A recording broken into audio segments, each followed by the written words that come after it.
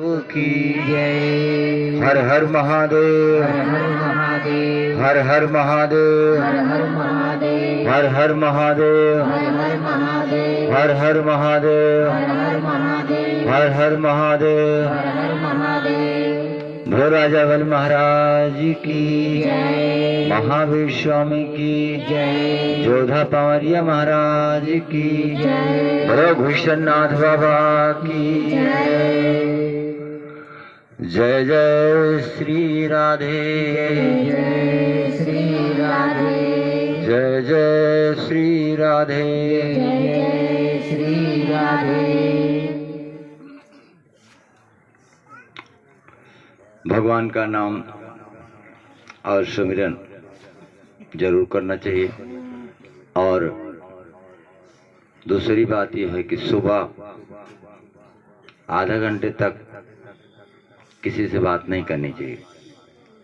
मन शांत रहे और भगवान नाम जब चलता रहे और अपना काम करते रहो। अगर सुबह आपका मन शांत रहा और भगवान नाम आपने जप कर लिया तो सारा दिन खुशी से दिन बीत जाएगा, मंगलमय होगा। और सुबह अगर किसी से कोई वार्तालाप हो गई, डिस्कस हो गया, तो फिर सारा दिन खराब हो जाता है। इसलिए सुबह उठो, अपना काम करते रहो और भगवान का नाम जप करते रहो। उसके बाद नहाने के बाद एक लोटा जल भगवान शिव को जरूर देना चाहिए। सूर्य नारायण को एक लोटा जल जरूर देना चाहिए। उसके बाद फिर आप जिसको मानते हो अपना इष्ट, उनको धूप अगरबत्ती कर दिया करो। और भगवान नारायण के किसी भी रूप का अगर आप पूजा करती हैं तो शाम को अगर आरती हो जाए तो और उत्तम होता है। कपूर घर में जलाने मात्र से ही आपके घर में नेगेटिव ऊर्जा हट जाएगी। जो आदमी कपूर खाली जलाता है उसी मात्र से ही। और दूसरी चीज कि गाय के गोबर का कंडा हो, उस पर थोड़ा सा घी और गुड़, या तो एक धूप आती है, उस धूप को गाय के गोबर के कंडे पर सुलगाया जाए और उसकी धूंगी अपने घर में दिया जाए तो उससे भी निगेटिव ऊर्जा हट जाती है। तो ये करना चाहिए। गाय के पहले गाय के गोबर से लोग घर का लेपन करते थे तो उससे लक्ष्मी की बरकत होती थी, लक्ष्मी का वास होता था। आज मान लीजिए कि फर्श बन गई है, पक्का हो गया है, नहीं हो सकता, तो गाय के गोबर का कंडा बना लो। कंडा बना करके मतलब उसको जला के और उसके ऊपर एक धूप मिलती है, वो या तो सुलगाया जाए या तो थोड़ा सा घी और गुड़ सुलगा दिया जाए। उससे जो ऊर्जा बनेगी उससे सबको लाभ मिलेगा। हफ्ता में एक दिन ये काम जरूर कर देना चाहिए। घर में जिनकी टूटी लगी है उनकी टूटी कहीं लीक नहीं करनी चाहिए, पानी टपकना नहीं चाहिए और आंगन हमेशा सूखा रहना चाहिए, गीला न रहे। जिनके घर में हमेशा पानी गीले रहता है, जहाँ देखो वहाँ लात रखो गीले है, तो उस घर में बरकत नहीं होती। सीढ़ी के नीचे पूजा घर नहीं होना चाहिए और रसोई भी सीढ़ी के नीचे नहीं होनी चाहिए। लोग क्या करते हैं कि सीढ़ी के नीचे जगह कम देख करके सोचते हैं कि लाओ सीढ़ी के नीचे रसोई बना लें या भगवान की पूजा वहाँ कर लें, तो ये करने से भगवान दब जाते हैं। सीढ़ी के नीचे अगर पूजा बनाओगे तो भगवान के ऊपर भार रहेगा, इसलिए उनका प्रकाश आपके घर पर नहीं फैलेगा। अगर रसोई आप सीढ़ी के नीचे बनाती हैं तब भी उस रसोई पे भार रहता है, उससे जो है अन्नपूर्णा देवी की कृपा नहीं होती। इसलिए ये सब चीज़ें जो मैं बता रहा हूँ ये वास्तु दोष से हैं, इनको नहीं होना चाहिए। और सीढ़ी के ऊपर चप्पल जूता नहीं रखना चाहिए, समझ रहे हैं कि नहीं। दरवाजे के कवही पे जूता चप्पल नहीं होना चाहिए। एक उसकी जगह हो या अलमारी हो या कार्टून कोई हो रख लो, उसमें अपना रख लो, जब कहीं आना जाना हो तो उसमें निकालो। या कोई अलमारी हो उसमें अपना जूता चप्पल रख दिए, बंद कर दिए, जाना है तो निकाले और फिर उसी में ला के रख दिए। इस तरीके से एक काम घर का करो। और घर में अगर स्वच्छता पवित्रता रहेगी तो हर तरीके से आपको लाभ मिलेगा। साल में एक बार रुद्राभिषेक करवाने मात्र से ही आपके घर में हर प्रकार की बरकत और लाभ मिलना शुरू हो जाएगा। दुष्ट आत्माएं चाहे जितना दिन की होगी, अगर साल में एक बार सावन महीने में रुद्राभिषेक हो गया तो समझ लेना कि आपके घर का कल्याण हो जाएगा। 3 साल में एक बार अगर आपके घर में दरवाजे में या आपके द्वारा किया कराया गया रामायण कथा अगर 24 घंटे के लिए हो जाए तो समझ लीजिए कि आपके घर में भगवान की कृपा होगी। 3 साल में जरूर करवाना चाहिए, नहीं तो साल भर में कराओ तो और उत्तम। और दूसरी बात यह है कि अगर ये भी न करा सको तो घर में एक बार सत्यनारायण स्वामी की कथा साल में एक बार सुनना चाहिए, तो उससे तो हवन हो ही जाएगा घर में। तो ये करने मात्र से आपको बहुत लाभ मिलेगा। पहले के बुजुर्ग लोग थे, कोई शुभ काम किया करते थे तो पहले सत्यनारायण स्वामी का कथा सुना करते थे, लेकिन जितने पढ़े उतने धर्म से दूर गए। जितना पढ़कर आगे बढ़ रहे हैं उतने धर्म में आस्था टूट रही है। इसलिए जब आस्था टूटती है, मान लीजिए कि पढ़ लिख करके बीएड किए, टेट किए, सुपर टेट किए, फिर आगे जैसे गए 1 नंबर से रुक गए, फिर लौट कर आ रहे हैं महाराज 1 नंबर से क्यों रुक जाता है? 3 बार हमने परीक्षा दिया, पढ़ने में भी अच्छा, मैंने पैसा खर्चा किया, सब कुछ किया, लेकिन 2 नंबर से रुक जाता है हमारा रिजल्ट। तो बात फिर वहीं लौटकर धर्म पर आ जाती है कि आपने सब कुछ किया लेकिन अपने माँ बाप का आशीर्वाद नहीं लिया। आपने सब कुछ किया लेकिन अपने इष्ट देवता को खुश नहीं किया, तो आगे जाकर रुकावट आ गई, बाधा आ गई। तो पहले के लोग बहुत कुछ मानते थे, समझते थे। यहाँ तक कि मैंने देखा है कि कितने लोग परदेश को जाया करते थे तो गाय को चरण छू करके तब जाया करते थे। कितने लोग जाया करते तो अपने डेहरी को प्रणाम करके जाया करते थे कि जननी जन्मभूमि, क्या चीज़? जननी जन्मभूमि, ये हमारी जननी माता है जहाँ हमारा जन्म हुआ है। उस जगह को प्रणाम करके लोग जाते थे, तो वहाँ के देवी देवता जो हैं वो आशीर्वाद दे देते थे कि जब इसने मुझे प्रणाम किया है तो मेरा आशीर्वाद है कि तुम विजयी हो, जहाँ जाओगे सफलता मिले। बोलिए गुरु महाराज की। तो ये चीज़ें जो होती है जीवन में उतारने की चीज़ें होती हैं। और जो आदमी अपने घर के कुल को, परिवार को मानता नहीं है और घर कुल में कलह बनाता है, सबसे बड़ा पापी वही होता है। और जो सह लेता है, 2 बात सुन लिया और घर में शांति प्रेम बना रहा, वही एक दिन ऊंचाई की ओर उठता है।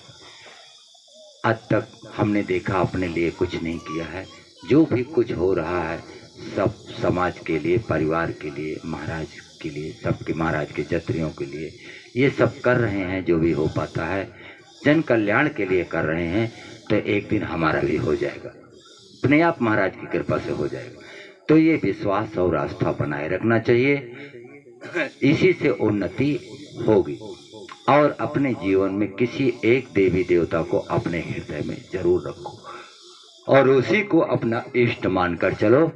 उनमें से चाहे नारायण के किसी रूप का हो और चाहे भगवान शिव को, दुर्गा जी या हनुमान जी को, बस इतने में से किसी एक को अपने हृदय में बसा के चलोगे तो आपका कल्याण निश्चित होगा। जहाँ पुकारोगे वो खड़े मिलेंगे। बोलिए राजा महाराज की।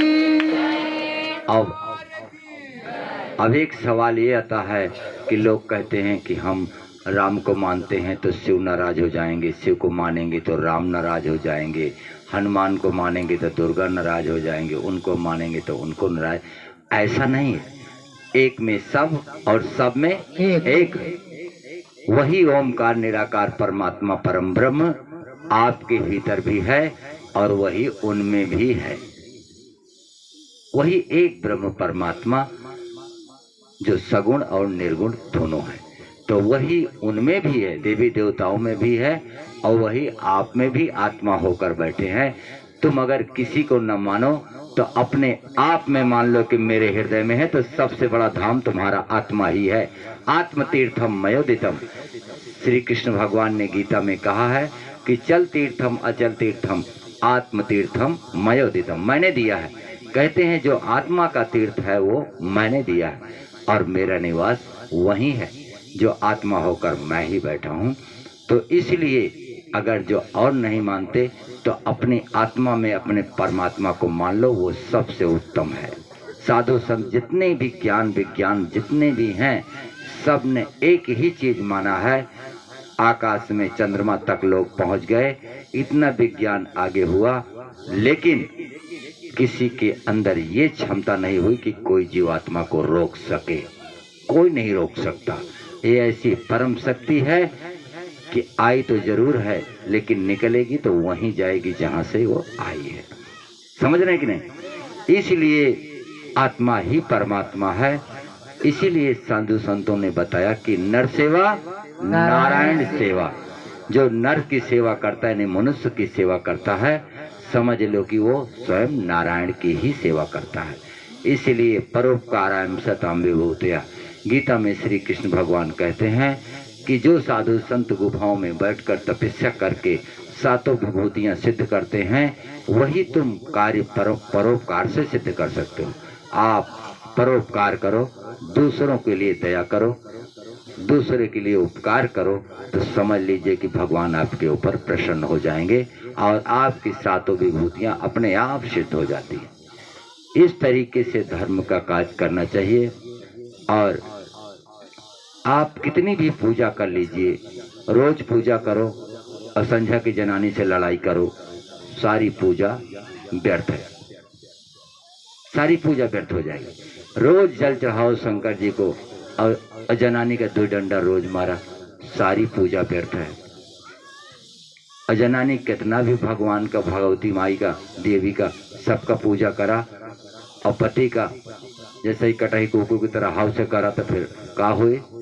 कहें कि क्या कहें इसको, फिर समझ लो आपकी पूजा मान्य नहीं होगी। भगवान शंकर जी को जल चढ़ाते हो, अच्छी बात है। भगवान नारायण को मानते हो, अच्छी बात है। और भगवान की आरती करते हो, वो भी अच्छी बात है। लेकिन अपने पति को मानो, वो सबसे अच्छी बात है। जो अपने पति को सम्मान देता है, वो सबसे अच्छी बात है। पति परमेश्वराय नमः।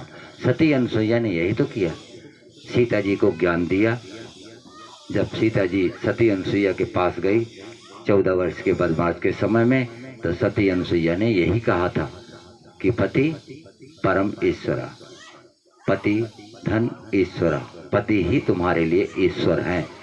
इसीलिए नाम पड़ा पति परमेश्वरा, परमेश्वरा। तो पति परमेश्वराय नमः ये मंत्र बना। तो इस तरीके से जो पति पत्नियां अपने पति को मानती हैं, उनको सम्मान देती हैं, तो समझ लीजिए कि उनके ऊपर सीधे नारायण की कृपा होती है कि हाँ, ये बेचारी है कि जो अपने पति को मानती है, अपने पति की सेवा करती है और उनकी आज्ञा का पालन भी करती है। इसलिए इन चीज़ों पे ध्यान रखो। अपने आप का ये मत समझो कमा के नहीं लाते, मूर्ख हैं, बैठे रहते हैं सारी दिहाड़ी, हराम का खा रहे हैं। वो हराम का नहीं, अपनी भाग्य का खा रहे हैं। उन्होंने वो कर्म किया है कि उन्हें कहीं न कहीं से मिल रहा है। तो ये काम नहीं करना चाहिए। और सबसे उत्तम रहेगा कि जिस घर में पति और पत्नी सलाह से कोई काम करते हैं, वो काम कभी रुक नहीं सकता। उसमें लक्ष्मी नारायण की कृपा जरूर हो जाएगी, वो हो के रहेगा, चाहे जिस काम में लग जाओ। गुरु महाराज की। अगर आप सोचो कि हमें घर बनाना है, तो पत्नी से सलाह लो कि घर बनाने का विचार है हमारा, भगवान की कृपा होगी तो बन जाएगा। तुम एक बार चर्चा करोगे तो 10 बार भगवान से कहेगी कि हमारे पति ने सोचा है, तो आप इसको पूरा करना, और रोज वो धर्म का काम करेगी। तो इस तरीके से प्रभु की कृपा हो जाएगी, आपकी कमाई हो जाएगी और घर बनकर तैयार हो जाएगा।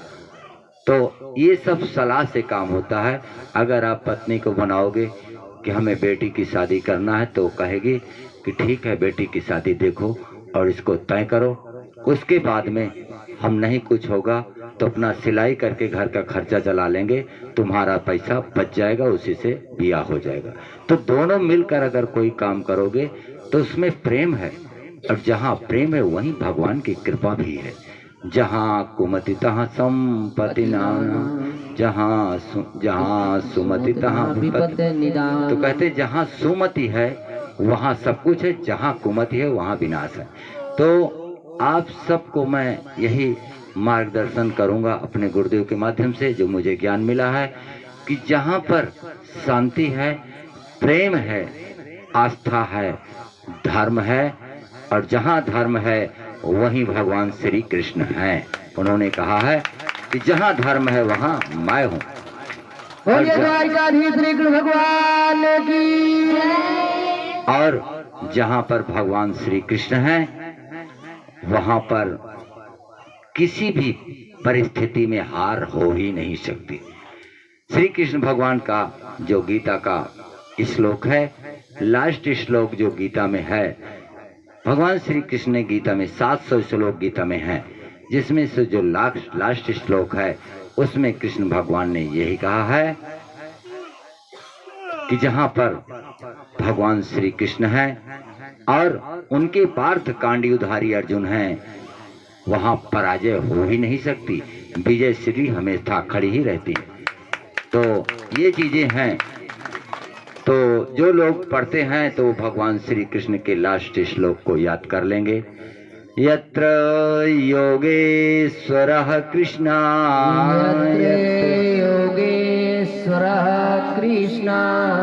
यत्र पार्थो धनुर्धरः,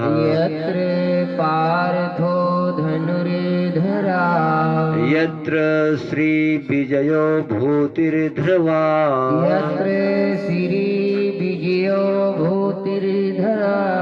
नितिर्मम तिमिर्मम, यही है श्लोक, ये गीता में मिलेगा भी। तो ये पढ़ने मात्र से ही भगवान की कृपा आप पर जरूर होगी। किसी भी परिस्थिति में आप हार नहीं सकते। लेकिन ये है, किसी दूसरे का घर हड़पोगे तो फिर गलत होगा।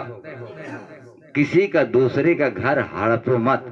तुम्हारा कोई हड़प रहा है तो तुम्हारी हार उस युद्ध में नहीं होगी, विजय मिलेगी, तुम्हारा कोई ले नहीं पाएगा। बोलिए राजा महाराज की। तो इस तरीके से आप लोग धर्म के मार्ग पर चलिए और पूजा, यज्ञ, हवन, तप, व्रत, उपवास, ये सब बेकार नहीं जाता, इसका फल मिलता है। कितने आदमी हैं कि जो सूरज का 1 लोटा जल चढ़ाते थे, आज भी चढ़ा रहे हैं, हम भी चढ़ाते हैं। पहला लोटा शंकर जी को चढ़ाते हैं, राजा बल महाराज को, फिर भगवान शिव को, इनको राजा बल महाराज को, फिर सूरज भगवान को 3 लोटा जल चढ़ाकर तब महाराज के पास हम दरवाजा खोलने आते हैं। तो उनकी कृपा है, सब कुछ ठीक चल रहा है। तो जैसे घर का संस्कार होगा उसी तरीके से आपके बच्चे भी सीखेंगे, और आपके कर्म के द्वारा आपके बच्चों की उन्नति होगी, और आपके दुष्कर्म के द्वारा आपके बच्चे भी उसी में ढल जाएंगे। इसलिए अपने घर का शुद्ध बनाइए और धर्म के साथ परिवार को चलाने का प्रयास कीजिए। यहाँ तक कि घर का अगर मुखिया एक आदमी भी धर्म पर चलता है तो उस परिवार की नाव कभी डगमगा नहीं सकती, वो चलती रहेगी। भले ही कितना लोड रहे लेकिन वो चलती रहेगी, उसको परिस्थिति नहीं झेलना पड़ेगा। लेकिन घर का मुखिया अगर गलत हो गया, घर का मुखिया अगर धर्महीन हो गया, और घर का मुखिया अगर किसी को सताने लगा, अधर्म के मार्ग पर गया, तो उस घर में फिर डंगाडोल हो जाता। तो इन चीजों को आप लोग ध्यान रखिए। और एक बात और बता रहा हूं कि घर में आपके द्वारा जो संतान उत्पत्ति होगी उसका भी रहस्य है, उसमें भी कारण है। आपके घर पुण्य आत्मा भी जन्म ले सकती है और आपके घर दुष्ट आत्मा भी जन्म ले सकती है, इसका भी कारण है। ये सब शास्त्रों में लिखा गया है, लेकिन जो जान लेते हैं वो मानते हैं, जो नहीं जानते वो क्या मानेंगे, उनका उसमें कोई दोष भी नहीं है। और कुछ लोग ऐसे हैं जो जानते भी हैं फिर भी नहीं मानते। समझ रहे हैं कि नहीं? ये जितने आपके यहाँ गलतियां हो रही हैं, ये मान कर चलिए कि ये मेरे कर्मों का फल है, मेरे ही कर्मों का फल। अगर किसी के अपंग संतान पैदा हो रही, या किसी के गूंगी बहरी संतान पैदा हो रही है, या शुरू से ही लकवा जैसे मार गया, या बचपन से ही पैदाइशी ऐसी बीमारी, तो ये समझ लीजिए कि ये सब मेरी ही गलतियों का फल है। समझ रहे हैं कि नहीं? और हर चीज मैं खोलकर नहीं बता सकता, लेकिन संकेत मैं जरूर कर सकता हूं कि पत्नी का व्रत है और पति ना माने उसको, तो समझ लीजिए कि अपंग शैतान ही पैदा होगी, अपंग संतान पैदा होगी। समझ रहे हैं कि नहीं? और कोई अनुष्ठान घर में चल रहा, कोई पूजा पाठ चल रहा, कोई भागवत हो रहा, कोई कथा हो रहा, कोई धर्म का काज हो रहा है, उस समय अगर कोई गलती होती है तो समझ लेना कि दुष्ट आत्मा जरूर आ जाएगी और सर्वनाश करके चली जाएगी। बात समझ रहे हैं कि नहीं? बस उतना ही बता सकता हूं जितना मेरा धर्म के साथ इजाजत है। तो समझदार के लिए इशारा काफी है। तो इन चीजों को अगर मनुष्य ध्यान में रखे और इन नियमों का पालन करे तो निश्चित ही भगवान की कृपा होगी और पुण्यात्मा आपके घर में आएगी और आपको झोपड़ी से महल बना देगी। ऐसी आत्मा आपके यहाँ आ सकती है। बोलिए गुरु महाराज की जय। और ऐसी भी आत्मा आ सकती है कि 50 बीघा खेत हो और 5 बिस्सा भी न बचे। ऐसी भी आत्मा आएगी। तो वो आएगी तो आपके कर्म के द्वारा आएगी, और वो भी आएगी तो आपके ही कर्म के द्वारा आएगी। अब इसमें से मैं बता दे रहा हूं, एक वीडियो मैंने देखा था, उसमें रामायण के दौरान कुंभकर्ण और रावण संवाद, तो उसमें कुंभकर्ण बताता है रावण को कि आप अगर सीता जी को अपनी मर्जी से, उनकी मर्जी से लाए होते तो उसमें धर्म था। अगर उनको आप स्वयंवर में जीत कर लाए होते तब भी धर्म था। लेकिन आपने बिना उनकी मर्जी के उनका हरण आपने किया है, इसलिए आपने महाअधर्म का काम किया। और मुझे दिखाई दे रहा है कि आपका सर्वनाश दिखाई दे रहा। तब रावण कहता है कि तुम मुझे वेद की पाठ मत पढ़ाओ, मुझे तुम ज्ञान का बात मत सुनाओ। उसी स्कूल में तुम भी वेद पढ़ते थे और उसी स्कूल में मैं भी पढ़ता था।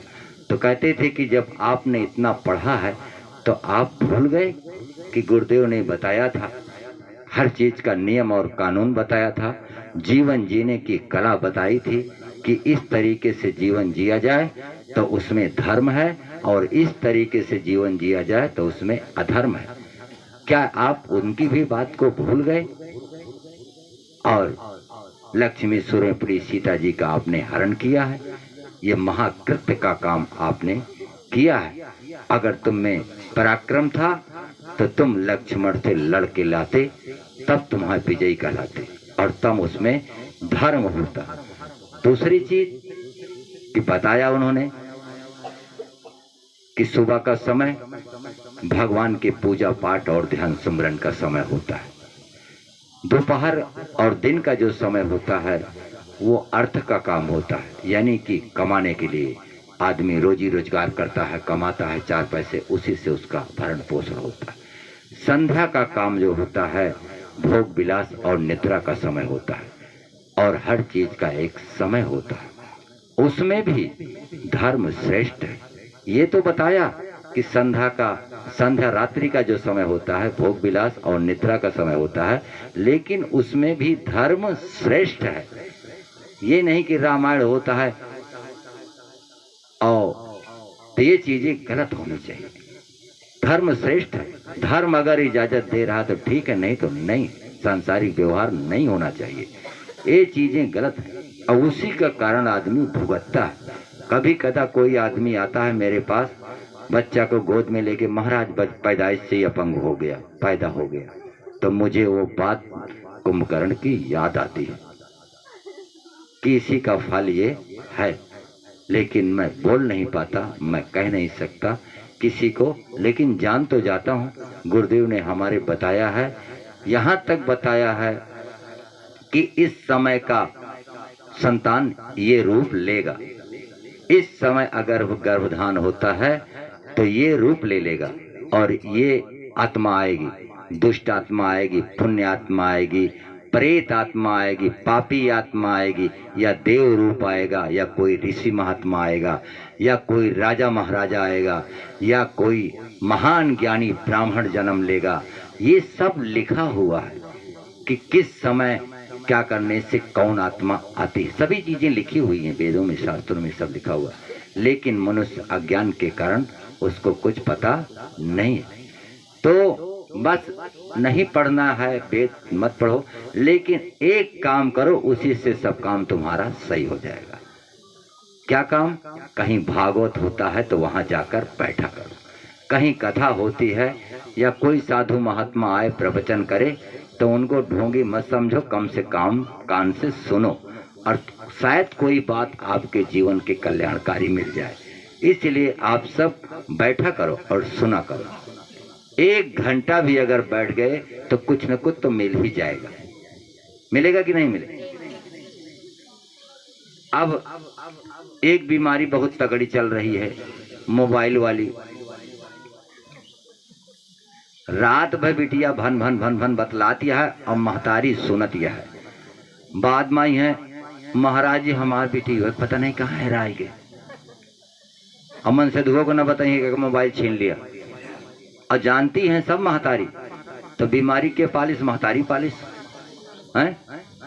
जब चाहे लड़का हो चाहे लड़की हो, अगर रात भर वो वीडियो चला रहा है, मोबाइल में भन बना रहा है, तो समझ लेना कि ये गलत लाइन पर मोबाइल वाली बीमारी में जा रहा है। और लग गई मोबाइल वाली बीमारी तो फिर बाद में दोनों जने रो बैठ के। इसलिए इन चीजों पे ध्यान देना चाहिए। उसको डांटो, नहीं उतारो, मोबाइल छीन कर मारो 2 थपड़ा खींच के, अपने आप रास्ता सही आ जाएगा। हर चीज का समय होता, सोने का समय है, उस समय मोबाइल करने की जलाने की क्या जरूरत है? कितने बच्चे हैं जो 12-1 बजे तक मोबाइल चला रहे हैं और सवेरे 10 बजे तक सो रहे हैं, और जो रात में मोबाइल देखें तो सवेरे सो भी करिए। तो ये चीजें बाद में बहुत दिक्कत देती है। इसलिए ये अपने घर की बातें हैं, अपने परिवार की बातें हैं, इनको पहले से संभालो। बच्चे जो होते हैं और वृक्ष, बच्चे और वृक्ष ये दोनों एक जैसे होते हैं। माली अगर वृक्ष को काट छांट ना करे तो झंखरिया जाएगा वो, फिर जिधर पाएगा उधर डार चली जाएगी। ऐसे बच्चे हैं, अगर उन पे अनुशासन नहीं लगाओगे तो अपने मनमानी काम करेंगे। एक समय था, मैं भी बच्चा था, 8 साल का उम्र थी, यहीं पे एक कैथा का पेड़ था, मैं जाके चढ़ के कैथा तोड़ता था। हमारे भाई गए थे, मारे थे कम से कम 2500 कैंचा मारे थे। उसी दिन से एक बार में छूट गया, दोबारा उस कैथा के पेड़ पे नहीं चढ़े। तो उन्होंने सही किया था, दोबारा तो नहीं चढ़े, गिरते तो हाथ पैर टूट जाता है, जान चली जाती।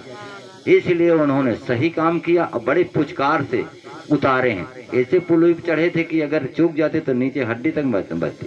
तो बोले का कहे मौसिया आए हैं और गुल्लैया ले आए हैं, कहें चलो मौसिया आए हैं गुल्लैया लेके आए हैं। तो हम कहा अच्छा रुका, उतरा था हमारे हिस्सा सारे खाया जिन, नहीं तो हमारा खाए डावा। तो बस धीरे धीरे उतरे हैं, और उतर के जैसे पकड़ पाए फिर मारब शुरू करें, और वही दिन से पेड़े के चढ़ब छूट गया। वही चीजें हैं।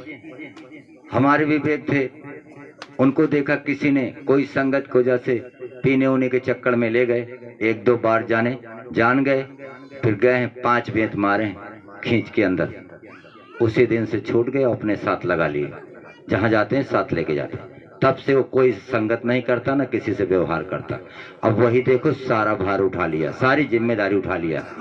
कहाँ से भंडारा का राशन आ रहा, कहाँ से पतरी आ रही, कहाँ से क्या आ रहा है, हमें कोई पता नहीं। कितना पैसा लग रहा, काश हो रहा, सब वही चला रहा, अपने आप सब सिस्टम। हमको कुछ नहीं पता है। अपना जाते हैं, सामान लाते हैं, भंडारे वालों को बुलाते हैं, खिला रहे हैं, पिला रहे हैं। महतारी को लेके दिल्ली भी जाना। तो इस तरीके से सब काम संभाल लिया। तो अगर वही 3 बेत ना मारे होते तो बहक जाते। बात समझ में आ रही ना सबके? तो अपने परिवार को, घर को संभालो और बढ़िया धर्म के साथ चलाइए, इसी से आपका कल्याण होगा। और जब घर में भगवान की कृपा होगी तो महाराज की कृपा हो जाएगी, तो आपको किसी चीज की कमी नहीं होगी, आपका दुख अपने आप कट जाएगा। ठीक है कि नहीं? इस रास्ते से चलो सभी लोग। और घर में अपने बाल बच्चों से देखो, सलाह लेने से उनको एक मान मिलेगा कि हाँ, हमसे कम से कम सलाह तो लेते हैं। अगर जनानी के पास बैठकर रसोई में बैठे, वो खाना परस रही हैं, खा रहे हो, उस समय वो बैठी हैं, आप बैठे हैं, अगर एक चर्चा कर दोगे कि मेरा विचार है कि 2 पैसा अपने लिए है, जो कहो तो ये बनवा लेते हैं, एक बार अगर पूछ लोगे तो उसका हृदय खुशी हो जाएगा कि कम से कम मुझसे पूछते तो हैं। और अपनी वारी करीब करोगे, अगर उसने आपको रोका कि दारू मत पियो, तो उसने अच्छा ही तो कहा है, उसने अच्छा ही तो कहा है। वही दारू का पैसा बचेगा तो साग सब्जी आएगा, और 4 पैसा आपका बचेगा बैंक में, तो उसी से आगे का काम होगा। तो कम से कम हम गलत हैं तो इतना तो मान लेना चाहिए कि हम गलत हैं। नहीं छूट रहा, उससे सलाह करो कि मैं कोशिश करता हूं, नहीं छूटता, लेकिन इतना तो मानिए कि मेरी गलती यहाँ है। और इतना भी ना मानो, उसको मारने पीटने लगो तो एक गलती तो कर ही रहे हो, दूसरी गलती वो भी कर रहे हो, तो इसका परिणाम आपको भुगतना पड़ेगा। यही है परिस्थिति बिगड़ने का कारण। समझ रहे कि नहीं? हम गरीब हैं, हमारे यहाँ ये नहीं है, हमारी बेटी की शादी नहीं हो रही है, हमारे यहाँ ये परेशानी है, बरकत नहीं है। बरकत कहाँ से होगी? दुकान में तुम हनुमान जी की मूर्ति टांगे हो और मुर्गी बनवा के लाके खा रहे हो बरसाती में दबा के, तो बरकत दुकान में होगी? घर में दिखाओ बड़े तो मंदिर बना ले, एक लकड़ी का मंदिर बनवा लिए, पर्दा लगा लिए, ठीक है, बढ़िया है, पूजा पाठ न कर बेटवा चुप्पे से रजाई के तरह अंडा खाता है, तो बरकत होगी? है तुम्हारा कुल देवता खुश होगा या तुम्हारे घर की दुर्गा जी खुश होंगी? कभी नहीं होगी। कभी होंगी? तो इन चीजों को ध्यान दो और अपने घर में अच्छे संस्कार डालो।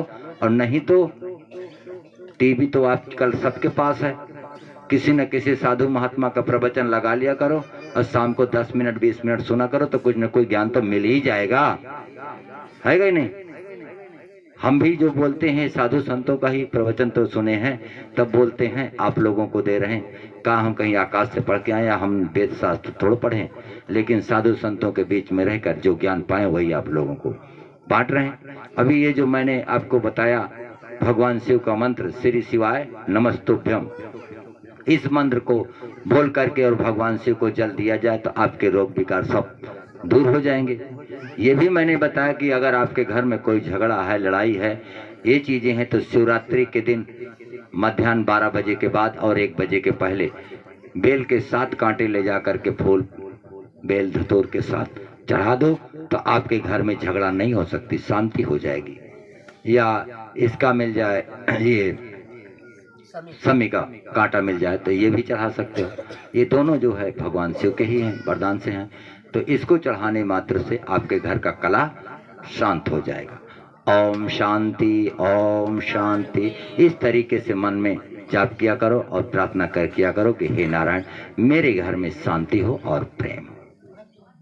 ठीक है ना? बोलो आनंद कंद भगवान की जय। तो भगवान के का इस तरह स्मरण किया करो। और मन में चलते फिरते भी, आप गाड़ी पे चल रहे हैं, साइकिल चला रहे हैं, तब भी आप नाम जप किया करो। हरिओम हरिओम हरिओम हरिओम हरिओम हरिओम हरिओम हरिओम हरिओम, इस तरीके से आप चलाया करो। शाम को सोते समय भी भगवान का नाम जप किया करो और उठो तब भी 10-11 बार भगवान का नाम जप करके तभी पैर जमीन में रखा करो। हो सके तो पहले धरती माता को प्रणाम करके तब पैर रखा करो और अपना हथेलियों का दर्शन किया करो। ये हथेलियों का दर्शन करने से आपको बहुत लाभ मिलेगा। इन तुम्हारी हथेलियों में 3 देवताओं का वास है। कराग्रे बसते लक्ष्मी, कराग्रे बसते लक्ष्मी, कर मध्ये सरस्वती, कर मध्ये सरस्वती, कर मूले तू गोविंद, कर मूले तू गोविंद, प्रभाते कर दर्शनम, प्रभाते कर दर्शनम। तो कर आग्रे बसते लक्ष्मी, ये आगे वाले भाग में लक्ष्मी का वास है, समझ रहे कि नहीं? रुपया गिनी जाए तो यहाँ थोड़ी गिनी जाए, यहीं से गिनी जाए ना, तो लक्ष्मी का वास कहाँ? यहीं पे।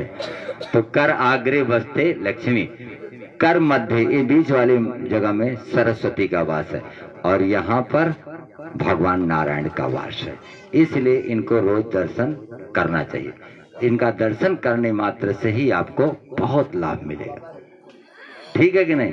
इन नियमों का पालन करिए और बाहर का डेहरी अपनी साफ रखिए, और हो सके तो सवेरे झाड़ू लगा के पानी का छिड़काव करना चाहिए, इससे लक्ष्मी का वास बना रहता है। जय जय श्री राधे, जय जय श्री राधे, जय जय श्री राधे, जय श्री राधे। 16 महामंत्र हैं अपने सनातन धर्म में, 16 महामंत्र, जिनमें से एक मंत्र है हरे रामा हरे कृष्ण, महामंत्रों में एक ये भी मंत्र है। इस मंत्र का जाप आप करते रहोगे तो भगवान नारायण की कृपा हमेशा बनी रहेगी। तो ये मंत्र आप लोगों को जप करवाते हैं। हरे रामा हरे रामा, हरे रामा, हरे रामा, राम रामा हरे हरे, राम रामा हरे हरे, हरे कृष्णा हरे कृष्णा, हरे कृष्णा, हरे कृष्णा, कृष्ण कृष्ण हरे हरे, कृष्ण कृष्ण हरे हरे, मेरे रामा, मेरे रामा, प्रभु रामा, प्रभु रामा, सिया रामा हरे हरे, सिया रामा हरे हरे, मेरे कृष्णा, मेरे कृष्णा, मेरे कृष्णा,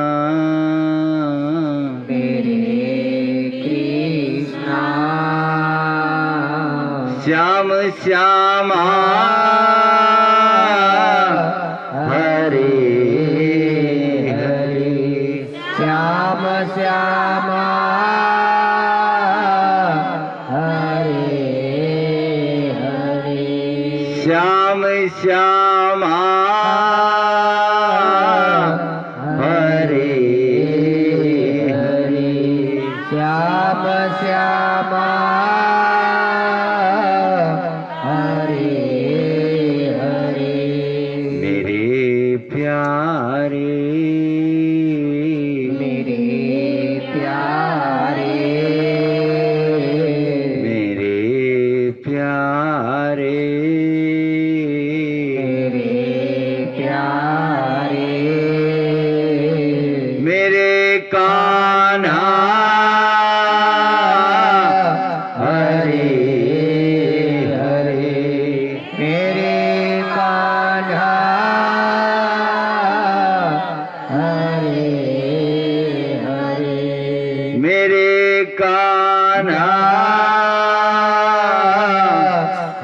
हरे हरे। मेरे कान्हा हरे हरे। सिया रामा हरे हरे। सिया रामा हरे हरे। प्रभु रामा हरे हरे। प्रभु रामा हरे हरे। मेरे रामा हरे हरे। मेरे रामा हरे हरे। सिया रामा हरे हरे। सिया रामा हरे हरे। प्रभु रामा हरे हरे। प्रभु रामा हरे हरे। श्याम श्यामा हरे हरे। श्याम श्यामा हरे हरे। मेरे प्यारे हरे हरे। मेरे प्यारे हरे हरे। मेरे कृष्णा हरे हरे। मेरे कृष्णा हरे हरे।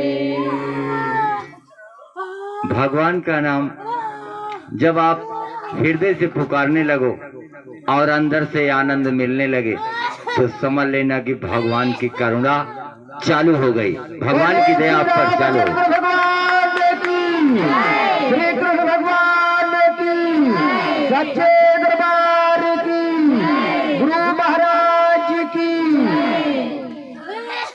बिना बाजा के, बिना साज के, बिना ढोल मजीरा के भगवान का नाम लेने में अगर आपको आनंद आए कि और पुकारो और पुकारो, और पुकारते पुकारते अगर आपकी आंखों से आंसू निकलने लगे तो समझ लेना कि भगवान आपके हृदय में करुणा दे दिए हैं। यही पहचान है। लेकिन ये सब के नहीं निकलेगा, जो सच्चे हृदय से पुकारेगा उसी के हृदय से ये भाव प्रकट होगा। भगवान आनंद स्वरूप है, भगवान ज्ञान स्वरूप है, भगवान शक्ति और भक्ति स्वरूप है, और भगवान माधुर्य स्वरूप है, आनंद स्वरूप है, शक्ति स्वरूप है, भक्ति स्वरूप है और मुक्ति स्वरूप। ये सभी रूप भगवान के हैं और वो आपके हृदय में हैं। सिर्फ आपको भगवान को सच्चे दिल से पुकारने की जरूरत है, और भगवान की शरण में वही जाता है जो सब कुछ त्याग करके जाता है। लोभ, मोह, क्रोध, अहंकार, ये त्याग कर जो भगवान की शरण में जाता है वही भगवान की कृपा का पात्र होता है। और जो अहंकार लेके गया, क्रोध लेके गया, मोह लेके गया, तो समझ लेना कि भगवान की कृपा वो नहीं पाएगा।